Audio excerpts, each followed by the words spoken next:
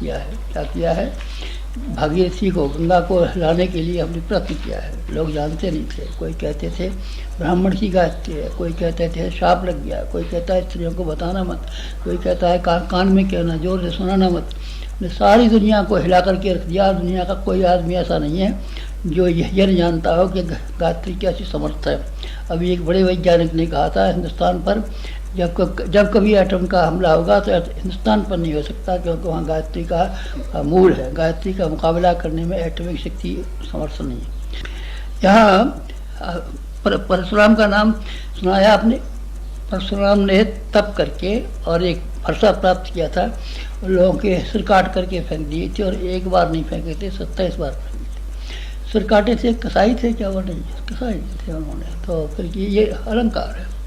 उन्होंने लोगों के दिमाग बदल दिए थे, और हम भी ब्रेन वॉशिंग करते हैं। लोगों के दिमागों को बदलने के लिए प्रज्ञा अभियान चलाते हैं, और लोगों के दिमागों को इस तरीके से बदलने की कोशिश करते हैं कि जो दिमाग वो लिए बैठे हैं वो 2 कौड़ी के दिमाग है, नाकाबिल दिमाग है। आया वैज्ञानिकों के हों, आया पंडितों के हों, आया किसी के हों, जिस ढंग से वो दिमाग हैं उससे लोगों को जो फ़ायदा होना चाहिए उन दिमागों के द्वारा, ज्ञान के द्वारा, वो नहीं हो रहा है।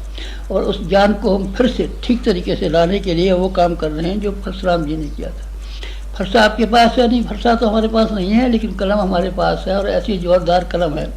वाणी हमारे पास है कि हम जब मौन हो गए हैं तो अभी हम आपको अपनी वाणी को बंद नहीं कर पा रहे हैं, और अभी आपको हम बात बता रहे हैं। आप यहाँ आए कभी शांति कुंज, तो आप शांति कुंज में चरक परंपरा को देखें। जड़ी बूटियाँ प्राचीन काल की जो थी, उनमें से किसी का नाम कुछ हो गया, किसी ने कहीं डाल दिया, किसी ने क्या कह दिया।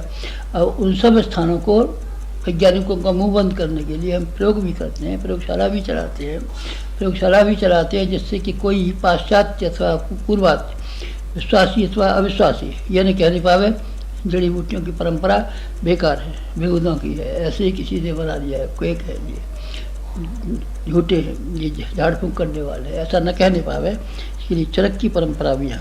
आप यहाँ आना और देखना ऋषियों की परंपरा को, नारद की परंपरा को देखना। नारद की परंपरा को देखना, जिस सितार को, जिस मृदंग को नारद जी बजाते थे, आप देखना उसको। चैतन्य महाप्रभु की परंपरा को देखना, मीरा की परंपरा को देखना कि संगीत के माध्यम से जनजागरण किस तरीके से करना चाहिए, कैसे किया जा सकता है। आपने हर्षवर्धन का नाम सुना है? अच्छा, हर्षवर्धन कौन से हम बताते हैं आपको। हर्षवर्धन अफगानिस्तान के एक राजा थे, जिन्होंने हर की पौड़ी पर आकर के जो कुछ भी अपना पैसा था सब दान कर दिया था, और उससे तक्षशिला विश्वविद्यालय, तक्षशिला कहाँ है आपको मालूम है?